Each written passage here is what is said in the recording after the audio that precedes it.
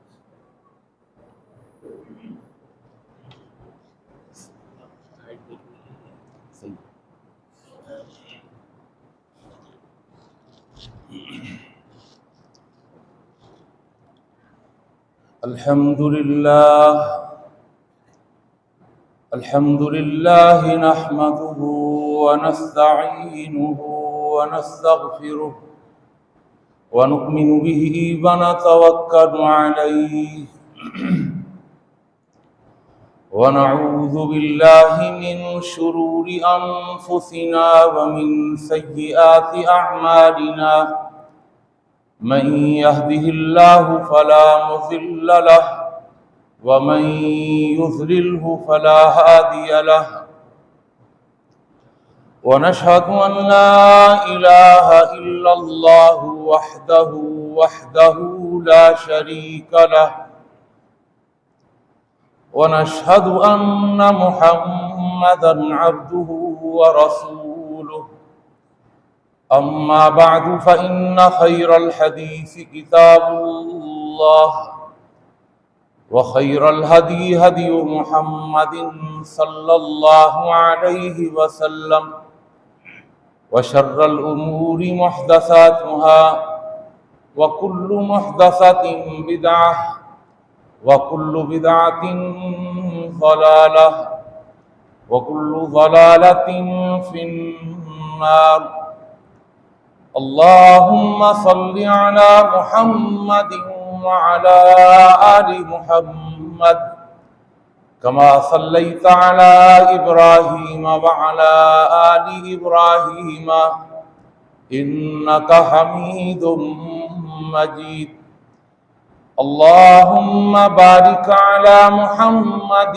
وعلى آل محمد كما باركت على إبراهيم وعلى آل إبراهيم إنك حميد مجيد فقد قال الله تبارك وتعالى في القرآن المجيد والفرقان الحميد अऊज़ु बिल्लाहि स्समीइल अलीम व बिवजहिल करीम व सुल्तानिहिल क़दीम मिनश शैतानिर रजीम। बिस्मिल्लाहिर रहमानिर रहीम।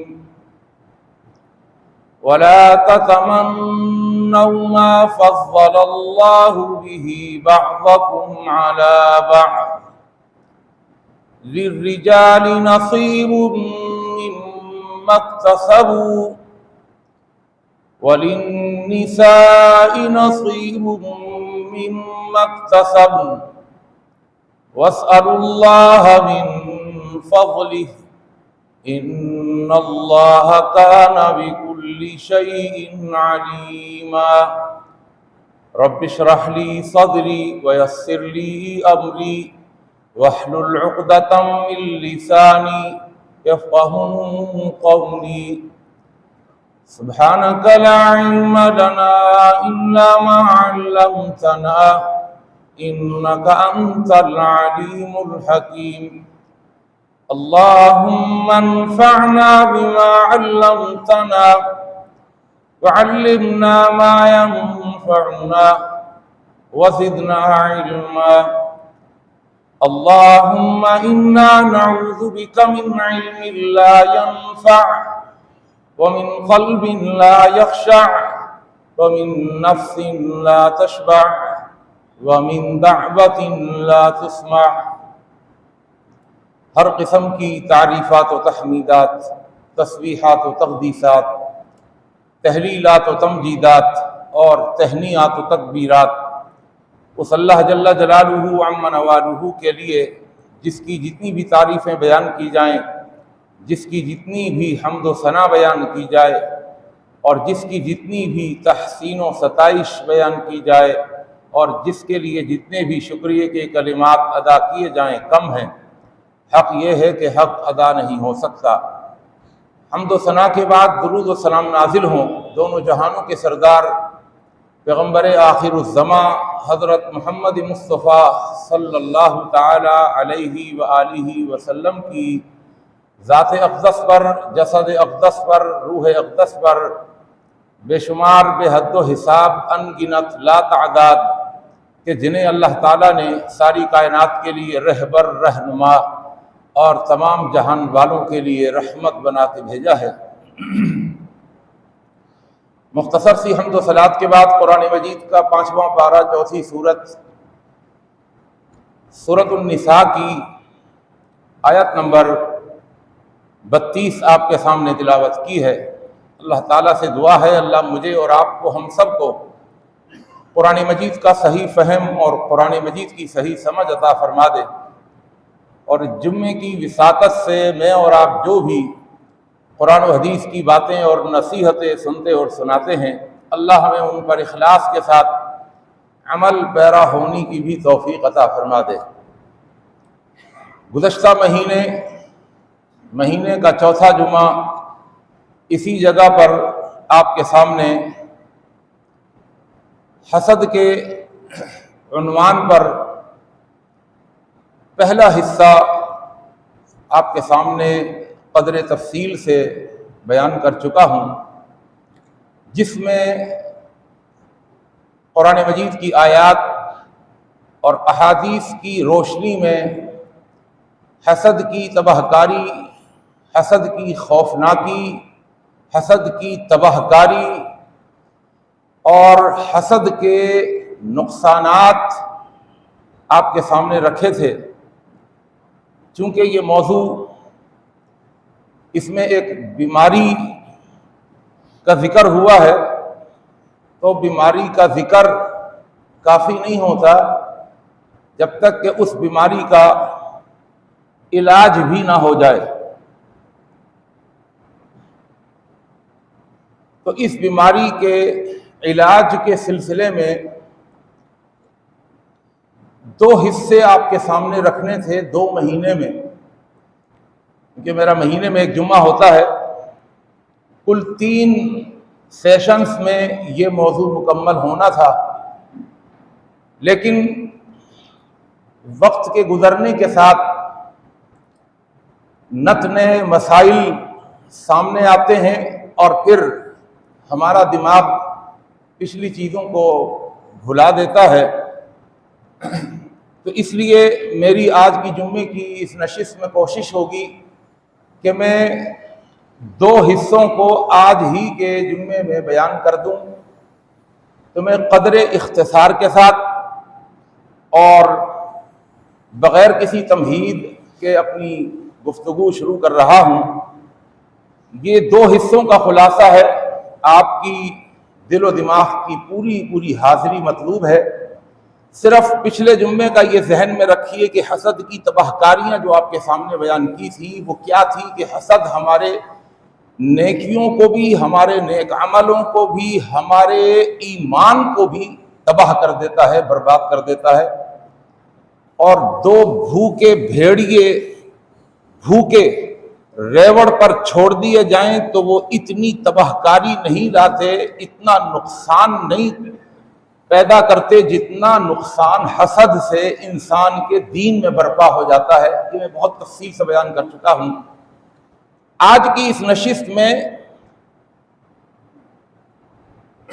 एक तो ये बयान करना है कि महसूद यानी जिससे हसद किया जाता है, महसूद हासिद के शर से कैसे बचे। उसके कुल 4 तरीके हैं जो शरीयत से अल्लाह की तौफीक से आपके सामने रखूंगा। 4 तरीके कि महसूद हासिद के हसद के शर से कैसे बचे। और फिर उसके बाद आपके सामने आज ही की जुम्मे की नशिस्त में ये बयान करूंगा कि हासिद, हसद करने वाला, वो खुद अपने हसद के शर से अपने आप को कैसे बचाए। तो ये बुनियादी बातें दोनों जहन में रखिए। अब मैं पहली बात की तरफ आ रहा हूं कि महसूद हासिद के हसद के शर से कैसे बचे।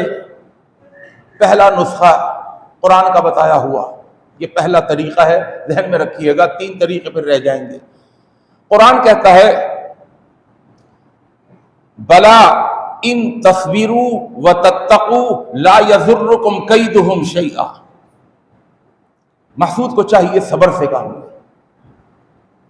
उसको पता तो चल गया कि सामने वाला हसद करता है, सब्र करे। सब्र किसे कहते हैं? अपने आप को रोक करके रखे। यानी कि अच्छा अब मैं तुम्हें बताता हूं, अब मैं भी तुम्हारा हासिद, तुम मेरे पास जो नेमत है उसके जवाल के तलबगार थे, तुम्हारे पास जो नेमतें हैं मैं उनके जवाल का तलबगार बन जाता हूं। नहीं, सब्र करे। वतत्तकू, ये कुरान के बताए हुए तरीके हैं। वतत्तकू के 2 माने हैं। एक तो ये है कि तकवा इख्तियार कर लें, अपना तकवा बढ़ाएं। दूसरा इसका माना है कि बचें। किस तरह बचें वो मैं आगे बता दूंगा तफसील से। अगर ये 2 हथियार उठा लिए तो अल्लाह का कुरान कहता है ला यज़ुर्रुकुम कैदुहुम शैआ। ला यज़ुर्रुकुम, तुमको जरर नहीं पहुंचाएगा। कैदुहुम, उनकी चाल, उनका मकर, उनका फरेब, उनका हसद, उनका कीना, बुग़्ज़, अदावत, नफरत, शैआ, कुछ भी तुम्हें जरर नहीं पहुंचाएगा। एक और कुरान मजीद का मकाम,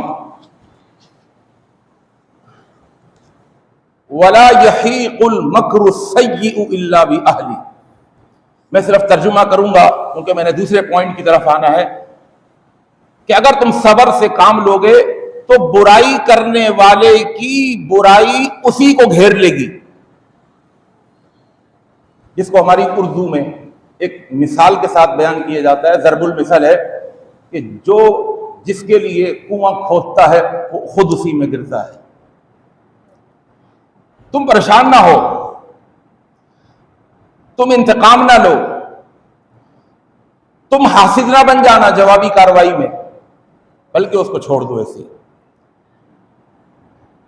उसकी बुराई उसी के गले पड़ जाएगी, वो अपने हसद की आग में खुद जल जाएगा।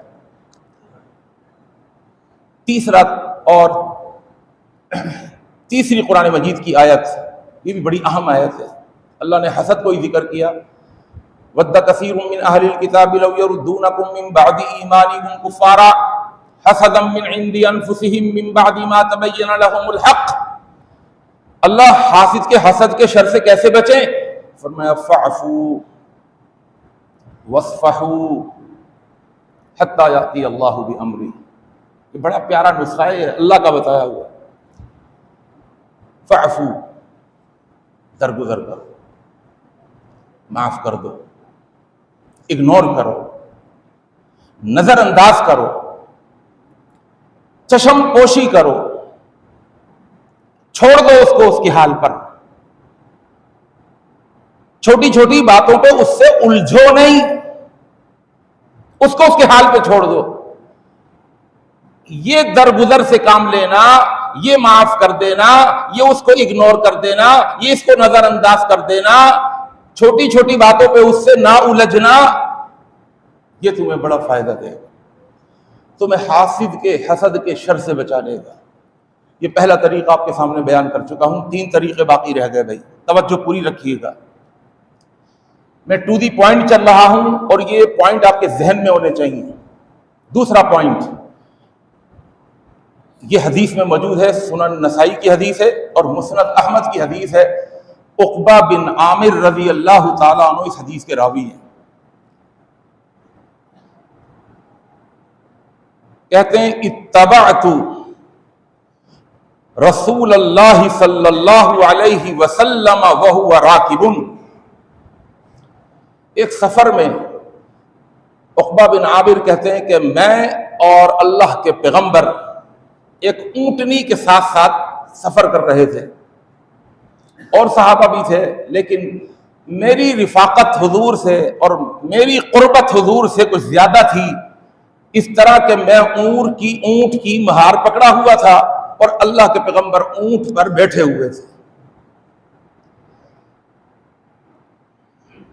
तो अल्लाह के पैगंबर सल्लल्लाहु अलैहि वसल्लम ने कुछ देर के बाद फरमाया, या उक़बा, ए उक़बा, अब ऊंटनी को रोक दो और तुम ऊंटनी पर सवार हो जाओ और मैं महार पकड़ के अब मैं चलूंगा, तुम ऊंटनी पर सवार हो जाओ। उक़बा बिन आमिर कहते हैं कि ये तो अदब के खिलाफ एक बात थी, मैंने गवारा ही नहीं किया कि अल्लाह के पैगंबर ऊंटनी की महार पकड़ के चले और मैं ऊंटनी के ऊपर सवार हो जाऊं। मैंने आपकी बात को नजरअंदाज कर दिया, आपने फिर हुक्म दिया, मैंने फिर इग्नोर कर दिया, तिबारा हुक्म दिया। तो अब मैं थोड़ा डरा भी, इसलिए कि कायदा कानून ज़ाब्ता यह है कि अल अम्रु फौकल अदब, एक है अदब, एक है अमर, ऑर्डर, हुक्म। अल अम्रु फौकल अदब, हुक्म अदब से नीचे रह जाता है, हुक्म है बड़े का। अब मैं शशोपंज में मुब्तला हुआ, करूं तो क्या करूं? अदब का तकाजा यह है कि इसी तरह चलता रहूं और अमर का तकाजा यह है कि मैं ऊंट पर सवार हो जाऊं और अल्लाह के पैगंबर महार पकड़ लें।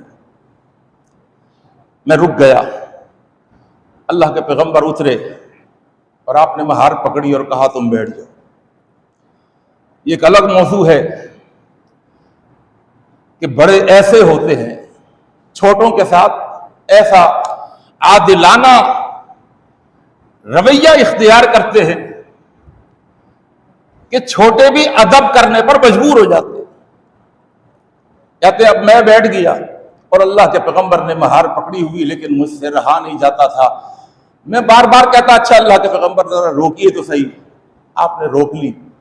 फिर मैंने अर्ज की कि अब आपका हुक्म तो मान लिया, अब अदब का तकाजा यह है कि आप बैठ जाएं। अब हुक्म मान चुका हूं, बस मैं, दुनिया ने देखा कि मैं सवार था और आप महार पकड़े हुए थे, बस इससे ज्यादा मेरे अंदर ताब नहीं है। अल्लाह के पैगंबर मुस्कुराकर सवार हो गए और मैंने महार पकड़ी। रात का वक्त था, वही सन्नाटा था। खरामा खरामा चलते हुए मैंने ऊंटनी की महार छोड़ी और कहते हैं मैं अल्लाह के पैगंबर की एक साइड आया, आपका पांव लटका हुआ था। फवज़अतु यदैया अला क़दमिही, मैंने अपने हाथ अल्लाह के पैगंबर के पांव के ऊपर, कदम के ऊपर रख लिए मोहब्बत से, इस तरह कोई मुरीद अपने पीर के पांव पकड़ता है। पांव पकड़ने के बाद मैंने कहा, ए अल्लाह के पैगंबर सल्लल्लाहु अलैहि वसल्लम, अक़रिनी अक़रिनी मिन सूरति हूद व सूरति यूसुफ। ए अल्लाह के पैगंबर, मैं ये चाहता हूं कि अब मैं जो महार पकड़ के चलूं ना तो सफर अच्छा कटेगा। आप मुझे सूरह हूद पढ़ के सुना दीजिए और सूरह यूसुफ पढ़ के सुना दीजिए। आज हम भी गाड़ियों पे बैठते हैं ना, लंबा सफर है, लाओ यार कोई अच्छा सा लगाओ गाना कोई। अल्लाह के पैगंबर सल्लल्लाहु अलैहि वसल्लम के सहाबी क्या कह रहे? अच्छा, ये सुनना इंसान की फितरत में है, याद रखिएगा। सवारी के वक्त लॉन्ग रूट पर जा रहे हैं तो सुनना इंसान की फितरत में है, और बड़ी पुरानी फितरत है ये। आप लगाइए, कोई क़िरात लगाइए, आप कोई तकरीर लगाइए, आपकी मालूमात बढ़ेगी। और लगाई इसलिए जाती है, ड्राइवर वगैरह आपने देखा होगा, कोई फिल्म चला देते हैं, 3 घंटे दिमाग उधर लगा हुआ होता है और जिस्म आगे सफर कर रहा होता है। 3 घंटे की थकावट जो होती है ना, वो उसका एहसास नहीं होता, इसलिए कि दिमाग उधर लगा हुआ है। बहरहाल ये एक अलग बात है, मैं निकलना नहीं चाहता। तो अल्लाह के पैगंबर ने जब देखा कि सहाबी का मुतालबा ये है कि सूरह हूद और सूरह यूसुफ की तिलावत शुरू कर दूं, तो आपने फरमाया, ए उक़बा, लन तक़रा शैअन, लन तक़रा शैअन। अल्लाह के नजदीक मंजिलत के एतबार से, मर्तबे के एतबार से, पजीराई के एतबार से, पावर के एतबार से, कुव्वत के एतबार से, लन तक़रा शैअन, कुरान मजीद की कोई भी सूरत ऐसी नहीं है कुव्वत और ताकत के एतबार से अबलग़ इंदल्लाहि मिन कुल अऊज़ु बिरब्बिल फलक कुल अऊज़ु बिरब्बिन नास। तुम ये 2 सूरतें कह रहे हो, मैं तुम्हें सूरह फलक और सूरह नास सुनाता हूं। अच्छा, उक़बा बिन आमिर कहते हैं, मैं समझ रहा था कि नई नई सूरतें नाज़िल हुई थी, कोई बड़ी अजीम 2 सूरतें होंगी, अब आप सुनाएंगे। मैंने कहा ठीक है, लन तक़रा शैअन अबलग़ इंदल्लाह, अल्लाह के नजदीक बलीग़ तरीन कुव्वत में, ताकत में, बरकत में, आप वो सुना दीजिए। तो आपने मुझे कुल अऊज़ु बिरब्बिल फलक और कुल अऊज़ु बिरब्बिन नास सुना दी। जब सुना दी और मैंने सुन ली, वो तो 1 मिनट में खत्म, तो आपने मेरे चेहरे के नकूश से समझ लिया कि ये समझ रहा था कोई बहुत लंबी क़िरात सुनाऊंगा, ये तो छोटी सी सूरतें सुना दी। खैर मैं चलता रहा, तो अल्लाह के पैगंबर ने फिर मुझे कहा, ए उक़बा, अला उअल्लिमुका सुवरन मा उन्ज़िलत फित तौराती वला फिल इंजीली वला फिल ज़बूरी वला फिल क़ुरआनी मिस्लहुन। क्या मैं तुम्हें ऐसी सूरतें ना बता दूं जो ना तौरात में उतरी, ना ज़बूर में उतरी, ना इंजील में उतरी, ना कुरान में उतरी उस जैसी? मैंने कहा, भला या रसूल अल्लाह, अल्लाह के रसूल जरूर बताइए। आपने फरमाया, कुल अऊज़ु बिरब्बिल फलक और कुल अऊज़ु बिरब्बिन नास। और फरमाया, कभी भी रात को इन सूरतों को पढ़े बगैर सोना मत। ये अल्लाह के पैगंबर हजरत उक़बा को बता रहे हैं। और जब आपने ये बता दिया तो फजर का वक्त आ गया। फजर का वक्त आया, अल्लाह के पैगंबर उतरे। फजर की नमाज में पहली रकात में सूरह फलक और दूसरी रकात में सूरतुन नास ख़त्म की, और सलाम फेरने के बाद आपने उक़बा से फरमाया, कैफ़ रअयत या उक़बा, ए उक़बा, अब तुम्हें पता चला कि ये कितनी अजीम सूरतें हैं। इन 2 सूरतों का मुकाबला, अल्लाहु अकबर, मैं अभी अर्ज करूंगा। मैं और थोड़ा आगे की तरफ आ रहा हूं। एक और हदीस बुखारी की, अम्मा आयशा रज़ी अल्लाह ताला अन्हा राविया हैं, कहती हैं, इन्ना रसूलुल्लाह सल्लल्लाहु अलैहि वसल्लम काना इज़ा आवा इला फिराशिही जमा कफ़ैही। जब आप अल्लाह के पैगंबर अपने बिस्तर पर आते, जमा कफ़ैही, अपने दोनों हाथों को इस तरह, जिस तरह दुआ के लिए जमा करते हैं, मिलाते हैं, इस तरह अपने हाथों को मिलाते। वनफ़स फ़ीहिमा फ़क़रअ क़ुल हुवल्लाहु अहद कुल अऊज़ु बिरब्बिल फलक, कुल अऊज़ु बिरब्बिन नास, यफ़अलु ज़ालिका सलास मर्रातिन यमसहु बिहिमा मस्तताअ मिन जसदिही। ये हदीस मैंने आपको सुनाई है, बस मैं तर्जुमा कर रहा हूं आगे की तरफ, तवज्जो पूरी रखिएगा। अल्लाह का पैगंबर जब भी बिस्तर पर आते तो अपने हाथ इस तरह दोनों मिला लेते दुआ की तरह, एक दफा सूरह इखलास, एक दफा सूरह फलक, एक दफा सूरह नास, ये पढ़ते वनफ़स फ़ीहिमा, और अपने हाथों पर थुतकारते, फूंक नहीं, ये थूक के जर्रात जाने चाहिए, सही है। और फिर उसके बाद ये हाथ सबसे पहले अपने चेहरे पर, जिस्म के अगले हिस्से पर, मस्तता मिन जसदिही, पूरी ताकत लगाते थे कि जहां जहां तक हाथ पहुंच जाए।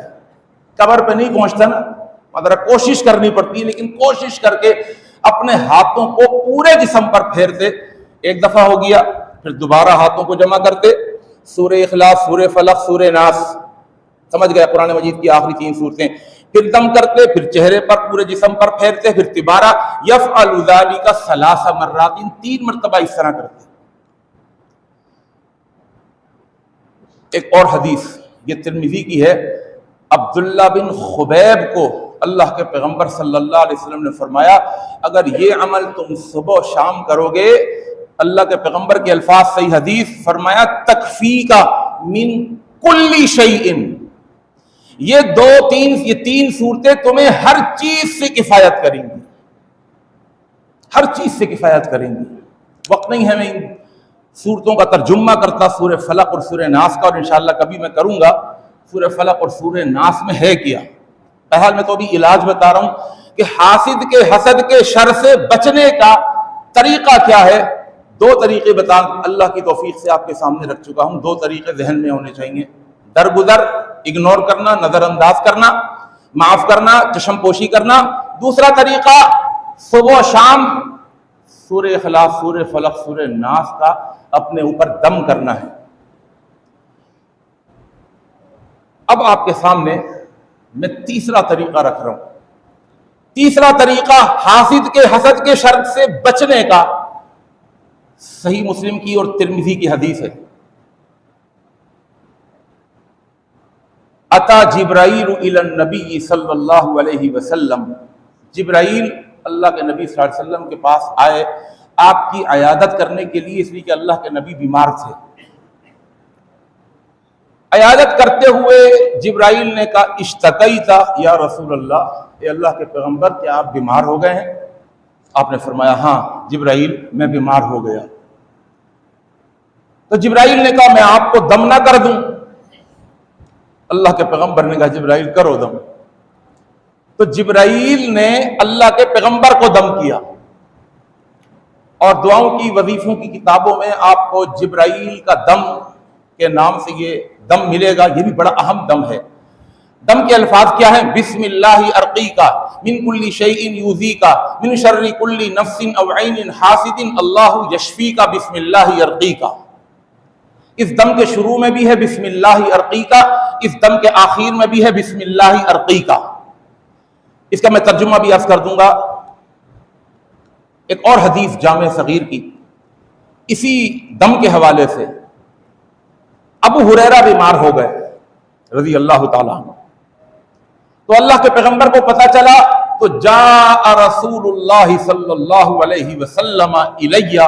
अबू हुरैरा इस हदीस के रावी कहते हैं, अल्लाह के पैगंबर मेरे घर में आए, यऊदुनी, मेरी अयादत करने के लिए, और आकर सिरहाने बैठकर आपने फरमाया, या अबा हुरैरा, ए अबू हुरैरा, अला उर्क़ीका बिरुक़यतिन रक़ानी बिहा जिब्राईल, क्या मैं तुम्हें वो दम ना कर दूं जो दम मुझ पर जिब्राईल ने रखा था? दम की अहमियत का अंदाजा हो रहा है। जो दम जिब्राईल ने मुझे किया था वो दम ना कर दूं? मैंने कहा, बला बी अबी व उम्मी, ए अल्लाह के पैगंबर, क्यों नहीं, मेरे माँ बाप आप पर कुर्बान हो। तो आपने ये दम किया बिस्मिल्लाहि अर्क़ीका मिन कुल्ली शैइन यूज़ीका मिन शर्रि कुल्ली नफ्सिन औ ऐनिन हासिदिन अल्लाहु यशफ़ीका बिस्मिल्लाहि अर्क़ीका। इसका तर्जुमा जरा सुन लें। बिस्मिल्लाहि अर्क़ीका, मैं अल्लाह के नाम की बरकत से, अल्लाह के नाम की पावर से, अल्लाह के नाम की ताकत से मैं तुझ पर दम कर रहा हूं, रुक़िया कर रहा हूं। मिन कुल्ली शैइन यूज़ीका, हर उस शय से जिसने तुझे ईज़ा पहुंचाई है, यूज़ीका ईज़ा से। मिन शर्रि कुल्ली नफ्सिन, हर नफ्स के शर से। औ ऐनिन हासिदिन, हासिद की आंख के शर से। अल्लाहु यशफ़ीका, अल्लाह तुझे शिफा देगा। क्यों शिफा देगा? इसलिए कि बिस्मिल्लाहि अर्क़ीका, आखिर में भी बिस्मिल्लाहि अर्क़ीका, इसलिए कि मैं अल्लाह के नाम की पावर के साथ दम कर रहा हूं। बड़ा पावरफुल दम है ये। अच्छा, अगर अपने ऊपर करना हो, ठीक है जी, ये तो का तर्जुमा आपको दम कर रहा हूं और मैं अल्लाह के नाम की बरकत से अपने आप को दम कर रहा हूं, तो काफ की जगह या लगा दें। बिस्मिल्लाहि अर्क़ीनी, 4 जगह लगेगी या। बिस्मिल्लाहि अर्क़ीनी मिन कुल्ली शैइन यूज़ीनी मिन शर्रि कुल्ली नफ्सिन औ ऐनिन हासिदिन अल्लाहु यशफ़ीनी बिस्मिल्लाहि अर्क़ीनी, या लगेगा बस। ठीक है जी। कितने तरीके हो गए भाई? आसिम भाई 3 हो गए। अब चौथा तरीका भाई, बहुत तवज्जो रखिएगा, आखिरी तरीका है हसद से बचने का। यह भी अल्लाह के पैगंबर ने बताया है, सही मुस्लिम की हदीस है और तिरमिज़ी की। आपने एक बेहतरीन तरीका बताया। क्या तरीका? फरमाया इस्ताईनू, मदद तलब करो। इस्ताईनू, मदद तलब करो। अला इन जाही हवाइजिकुम, और एक रिवायत में आता है अला क़ज़ाई हवाइजिकुम, अपनी जरूरतों को, अपने मकासिद को, अपने मंसूबों को इंतहाओं तक पहुंचाने के लिए, कि तुम्हारे मंसूबे पाए तकमील तक पहुंच जाएं, तुम्हारे मकासिद पूरे हो जाएं, तुम्हारे काम इंतहा को पहुंच जाएं, जो तुम करना चाहते हो वो कर लो। क्या करना है? मदद तलब करो। किससे मदद तलब कर रहे हैं? फरमाया बिल कितमान, छुपाने के साथ। ढींगे ना मारो। कोई काम अभी किया नहीं लेकिन 10 को बता दिया ये करने जा रहा हूं, नजर लगती है, हासिद का हसद लगता है, वो काम रुक जाता है, वो पूरा नहीं होता, रोड़े अटक जाते हैं, काम अटक के लटक जाता है, रुकावटें आ जाती हैं, आदमी वो काम कर नहीं पाता। सब कुछ होते हुए भी वो कहता है पता नहीं क्यों नहीं हो रहा। तो फरमाया कि अपने कामों को छुपाओ, अपने मंसूबों को छुपाओ, अपने कारोबार को छुपाओ, अल्लाह की जो नेमतें दी हुई हैं उनको छुपाओ। अगर नहीं छुपाओगे, बताओगे, जो एक बीमारी है हमारे अंदर शो मारने की, है ना, शो मारने की, बहुत शो मारते हैं। गाड़ी इत्तेफाक से किसी से किराए की ले ली, सब शामिल है इसके अंदर मुझ समेत, किसी से किराए की कोई बड़ी फॉर्च्यूनर गाड़ी ले ली, डबल केबिन गाड़ी ले ली, तो जब तक उसके अंदर बैठकर और फिर ग्लासेस लगाकर, चश्मा ब्लैक लगाकर, जब तक के 2-4 पिक्स ना हो जाए ना, और ली और उसके बाद ग्रुप में डाल दी, ओहो माशाल्लाह, ये रोटी पकाने वाले कहां बैठे हुए हैं भाई, हो समझ आ रही है, मैं गाड़ी में बैठा हुआ। घर के अंदर नया सोफा सेट डलवाया, सबको बुला लिया, आ जाओ भाई दावत है, सब आ रहे हैं। शो मारने की आदत छोड़ दीजिए, बड़ा नुकसान है।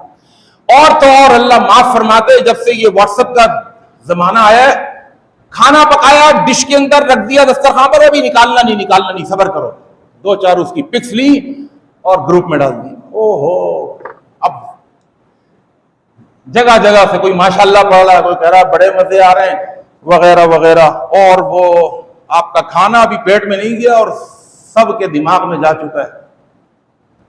वो क्या हशर करेगा पेट में जाकर, कितनों की नजर लगी होगी, वो कितना भेड़ा गरक करेगा आपका। कोई स्वीट डिश बनाई, अभी तोड़ना नहीं, अभी चमचा नहीं डालना, सब्र करो जरा, 2-4 पिक्स ले।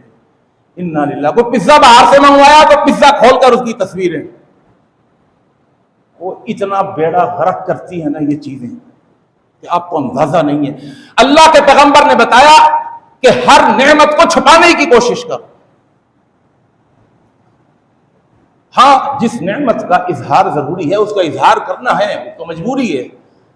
वो अम्मा बिनेमत रब्बी का फहदीस से ये हदीस टकराती नहीं है।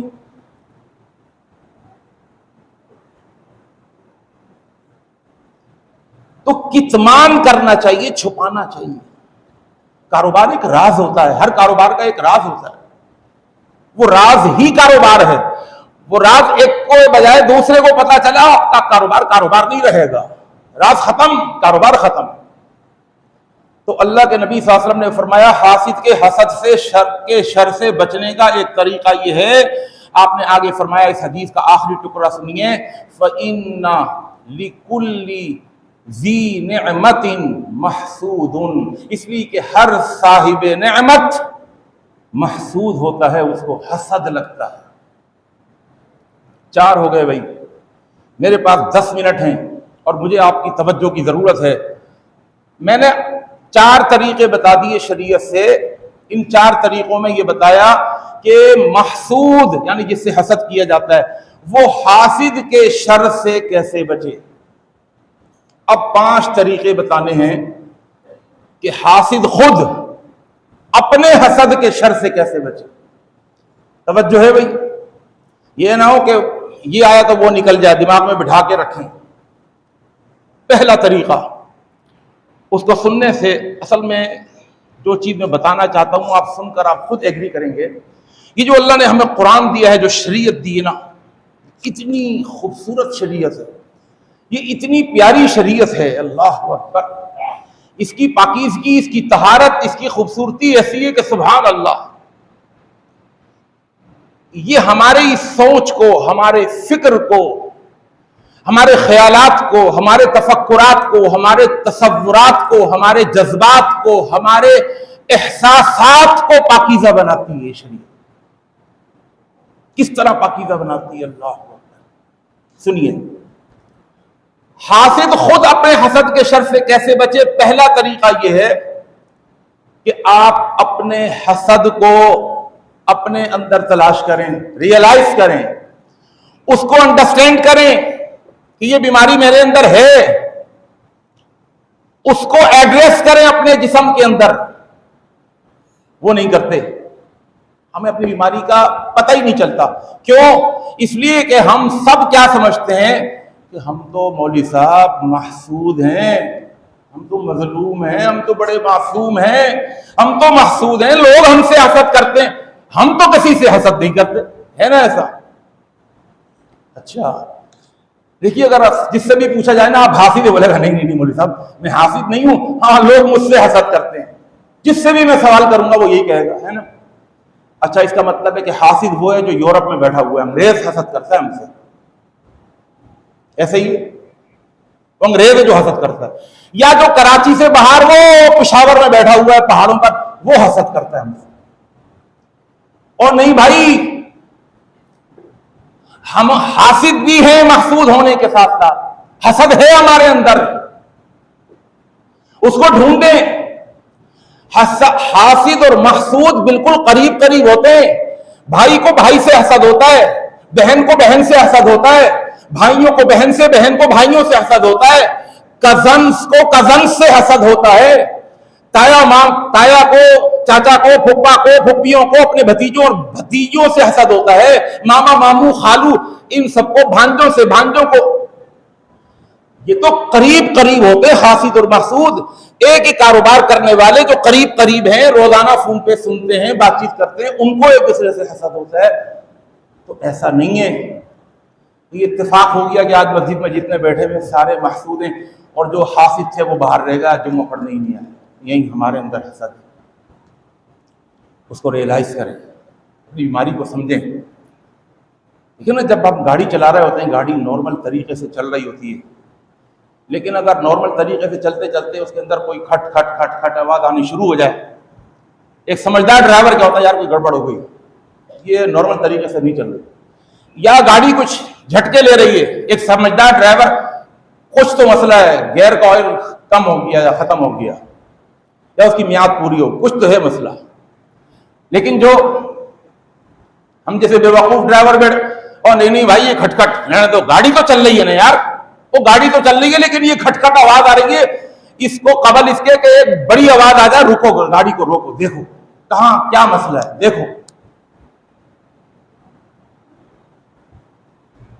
अल्लाह, अच्छा एक रियलाइज कौन सी चीज नहीं करने देती, अपने अंदर हसद को ढूंढने नहीं देती। एक चीज वो क्या है, इंसान का नफ्स। ये अंदर जो नफ्स बैठा हुआ है ना, नफ्स अम्मारा, इन्न नफ्सल अम्मारा तुम बिस्सू, ये क्या करता है, ये हमारी बुराई के ऊपर पर्दा डालता है, छुपाता है, ढांकता है। और नहीं नहीं नजर नहीं आ रही है बीमारी, तुमको नजर आ रही है, नहीं आ रही। ये हमारी बुराई को अच्छे अच्छे खूबसूरत नाम देता है। किसी को गुस्से की बीमारी है, बात बात पर गुस्सा चढ़ा हुआ है, उसको वो आपके अंदर गुस्से की बीमारी नहीं, मैं नहीं गुस्सा नहीं, मैं बड़ा स्ट्रेट फॉरवर्ड आदमी हूं। ओ माशाल्लाह, स्ट्रेट फॉरवर्ड, शैतान ने नाम दे दिया उसको, गुस्से को। भाई मैं मुंह पे कह देता हूं, आ रही है ना बात समझ। ये सब हम सब की हालतें हैं जो मैं अर्ज कर रहा हूं। भाई मैं मुनाफिक नहीं हूं, कितना प्यारा है नाम, मैं मुनाफिक नहीं हूं। भाई मैं दिल में नहीं रखता, ये अच्छे अच्छे नाम दे दिए नफ्स ने उस गुस्से को, वो गुस्सा दब के कहीं पर छुप गया। और हम कहते हैं नहीं, हम तो बड़े स्ट्रेट फॉरवर्ड आदमी, बड़े माशाअल्लाह बहुत खूबी है आपके अंदर, तो खूबी है, बुराई को अच्छाई का लुबादा। गद्दा गीला हो गया, पेशाब कर दिया बच्चे ने, क्या करें यार, ये तो गीला हो रहा है, पता चलेगा, लाओ बेडशीट ले आओ, सूखी बेडशीट बिछा दी, वाह वाह, नजर ही नहीं आ रहा, नीचे है, नहाए नहीं, पसीने की बदबू आ रही है, और ऊपर से परफ्यूम लगाकर, खुशबू तो बड़ी अच्छी आ गई परफ्यूम लगाते ही, लेकिन आधे घंटे के बाद बहुत बड़ी बेइज्जती हो जाएगी। किसी के सामने अगर बगल उठा ली तो वो कहेगा यार नहा के नहीं आए क्या, तो आपकी पर्सनैलिटी बहुत बुरी खराब हो सकती है, निकलेगा ना वो जो चादर डालती सूखी, अंदर से वो गीलपन उसके ऊपर लगेगा, अंदर से, अंदर है फॉल्ट। तो लिहाजा सबसे पहली चीज कि आप अपने हसद को रियलाइज करें, ढूंढें।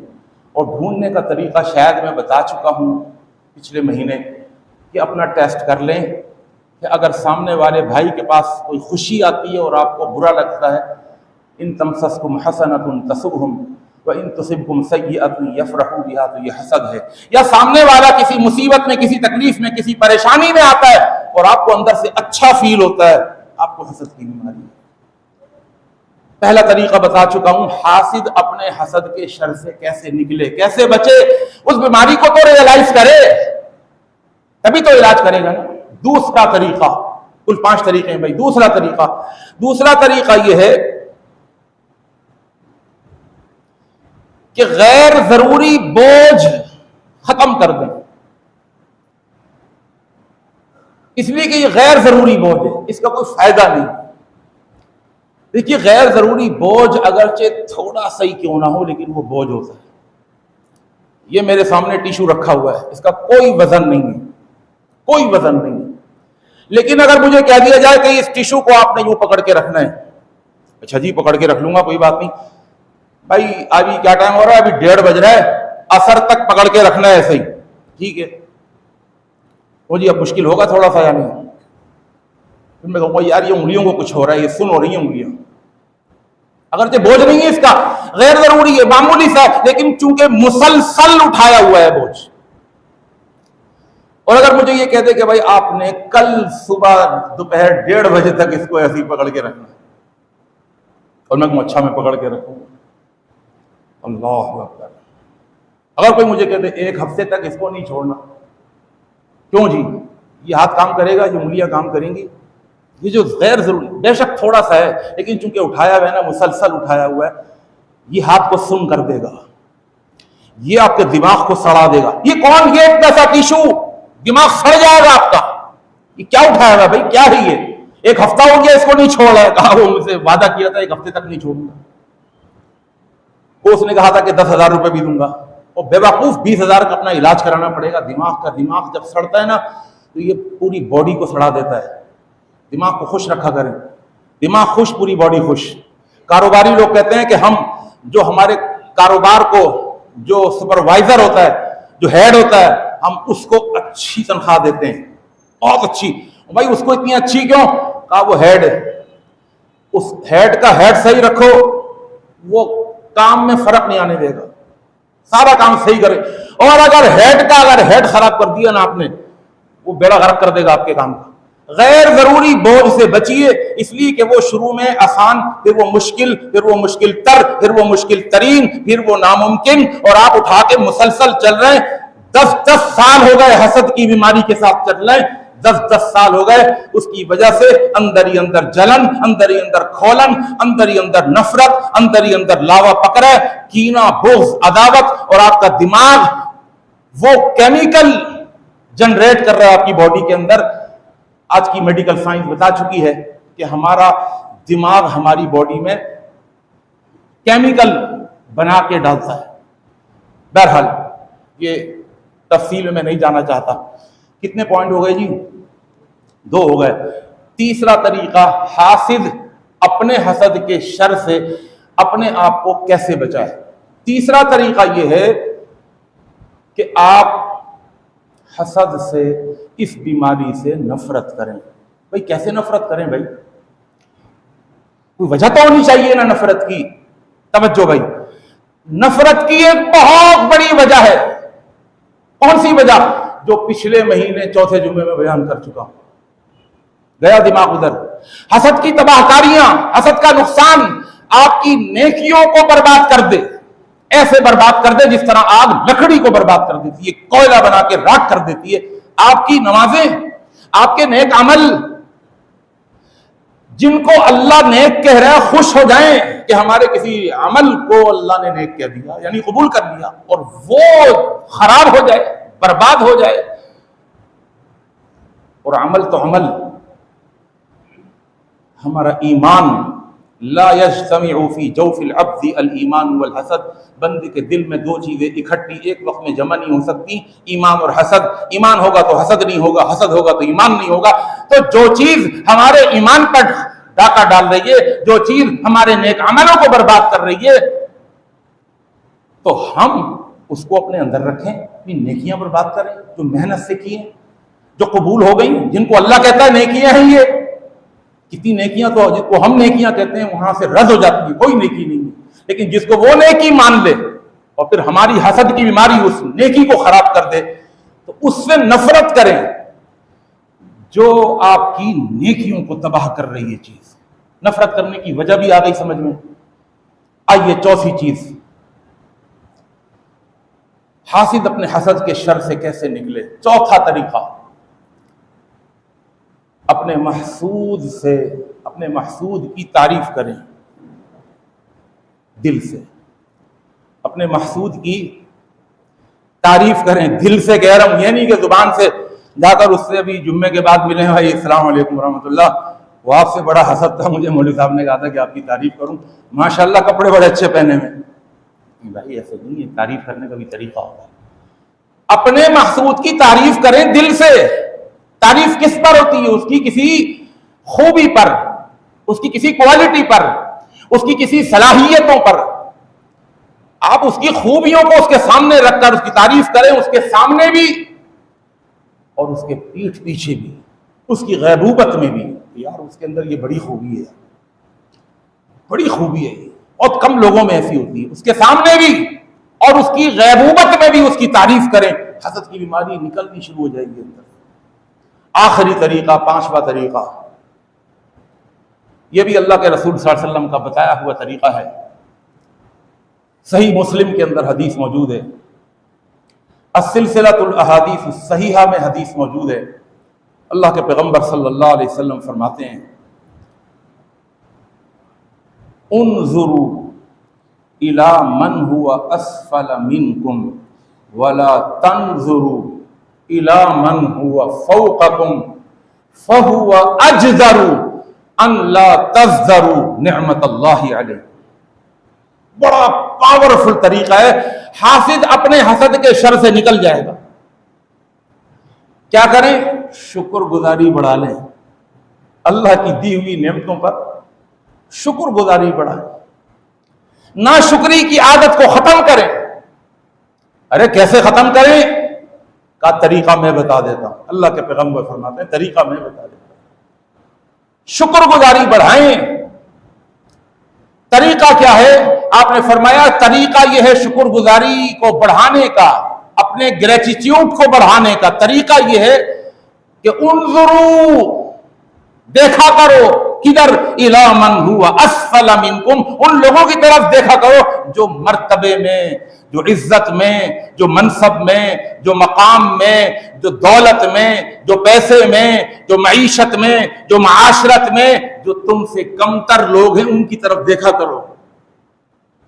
गरीब को देखा करो, तुम्हें पता चलेगा तुम कितने अमीर हो। गाड़ियों में बैठकर देखा करो उन लोगों को जो स्कूटर पर बैठे हुए, उन लोगों को देखो जो बस के ऊपर चढ़े हुए हैं और धक्के खा रहे हैं गर्मी के अंदर। उन जरूर नीचे की तरफ देखो, जो तुमसे हैसियत में, मर्तबे में, इज्जत में, दौलत में, मर्तबे में जो तुमसे कमतर है ना, तुम्हें अपने 2 कमरे का घर छोटा लगता है ना, आओ जाओ निकलो जरा, उन लोगों की तरफ देखो, उन बस्तियों में, उन इलाकों में कि जो दड़बे जैसे घरों में, एक कमरे के घर में बैठे हुए हैं, सांस नहीं आ रहा और वो बैठे हुए हैं और वहां जिंदगियां गुजार रहे हैं, मट्टी में रुल रहे हैं। बिजली की लोड शेडिंग अलग, गैस की लोड शेडिंग अलग, वो तबाही और बर्बादी का निशान बने हुए हैं। उनकी तरफ जरा देखो ना, फिर तुम्हें पता चलेगा अल्लाह की कितनी बड़ी नेमत है। आप यकीन जानिए, जरा आप एक्सपेरिमेंट करके देखें। मुझे एक तकलीफ है, एक बीमारी है, मेरे कमर में डिस्क आउट है, ब्लड की सर्कुलेशन रुकती है, टांग लड़खड़ाने लगती है। अब भी तकलीफ से खड़ा हुआ हूं, ईमान की ताकत से अल्लाह ने खड़ा किया हुआ है। आप यकीन जानिए, जब कभी अस्पताल में जाना हो जाए और किसी वेंटिलेटर पर पड़े हुए किसी आदमी को जब मैं देखता हूं जिसकी सांसें मसनूई तनफ्फुस के जरिए उसे दिलाई जा रही है, जब मैं ऐसे पेशेंट को देखता हूं, एक साहिब है, उन्होंने मुझे फोन किया उस वक्त कि जब वो खुद अपना अपने गुर्दों का डायलिसिस करवा रहे थे और डायलिसिस कराते वक्त उन्होंने मुझे वीडियो कॉल कर ली। अल्लाह जानता है, दुनिया का सबसे ज्यादा सेहतमंद आदमी अपने आप को मैं समझ रहा था। कोई तकलीफ नहीं है मेरे अंदर, कोई परेशानी नहीं है मेरे अंदर। जब मैंने देखा कि किस तरह उनकी बॉडी से ब्लड निकल रहा है और मशीनों में जा रहा है, और वहां से क्योंकि ब्लड के साथ यूरिन मिल चुका है, वो वहां से प्योरीफाई होकर दोबारा बॉडी में जा रहा है, फिर दोबारा मशीनों में जा रहा है, और इस तरह सर्कल मुसलसल वो ब्लड की सर्कुलेशन हो रही है, मशीन और बॉडी, मशीन और बॉडी। कहने लगे मौलवी साहब हरकत नहीं कर सकता, मुझे डॉक्टर ने कहा है कि यहां पर जो तुम्हारे कैनुला लगा हुआ है ना, ये हिल गया ना तो खून ऐसे निकलेगा, छत के ऊपर जाएगा, 20 फुट ऊपर, इतना प्रेशर है इस वक्त, ब्लड इतना गर्म है, बॉडी आग हो रही है। अल्लाह अकबर, अल्लाह हम सबको बचाए और महफूज रखे। कहने लगे मैं इसी तरह बगैर हरकत के हाथ हिला सकता हूं, वो भी सीधा हाथ, बॉडी नहीं हिला सकता। 5 घंटे इस प्रोसेस से मैं गुजरता हूं, एक दिन छोड़कर एक दिन, सिर्फ एक दिन मिलता है रेस्ट का, आराम का। और जब मैं घर में आता हूं ऐसा लगता है कि पहलवान अखाड़े में पहलवान से लड़कर जो मरगिल्ला होकर पड़ जाता है, ऐसे पड़ जाता है। अल्लाह, 5 घंटे, फिर एक दिन आराम किया, दूसरे दिन फिर जाना है। अब अंदाजा तो लगाएं, आप ऐसे बीमारों को देखें तो आपको पता चलेगा अल्लाह की कितनी नेमत है आपके पास। उन्जुरू इला मन हुआ अस्फल मिनकुम वला तंजुरू इला मन हुआ फौककुम। अगर तुम चाहते हो तुम्हारा ग्रेटिट्यूड बढ़ जाए, तुम्हारी शुक्रगुजारी बढ़ जाए, अल्लाह की नेमतों पर कदरदानी बढ़ जाए, तो नीचे की तरफ देखा करो, ऊपर की तरफ कम देखा करो। उसके पास इतनी बड़ी गाड़ी तो मेरे पास इतनी बड़ी गाड़ी क्यों नहीं है, वो इतने बड़े बंगले में रहता तो मैं इतने बड़े बंगले में क्यों नहीं रहता। फरमाया ये नहीं किया करो, इससे तुम्हारी शुक्रगुजारी नहीं बढ़ेगी, इससे तुम्हारी नाशुक्री बढ़ेगी, और जब नाशुक्री बढ़ेगी तुम्हारे अंदर हसद पैदा होगा, और जब हसद पैदा होगा इस आग से जलोगे, महसूद को भी जलाओगे। अल्लाह से दुआ है अल्लाह मुझे और आपको, हम सबको अमल की तौफीक अता फरमा दे। आइंदा महीने इसी से रिलेटेड एक और मौजू है, नजर बद, बुरी नजर, इंशाअल्लाह वो भी बयान करूंगा। अल्लाह से दुआ है अल्लाह मुझे और आपको, हम सबको हासिद बनने से भी बचाए, महसूद बनने से भी बचाए और अल्लाह ताला लोगों की नज़रों से भी बचाए। अक़ूलु क़ौली हाज़ा अस्तग़फ़िरुल्लाह ली व लकुम अजमईन।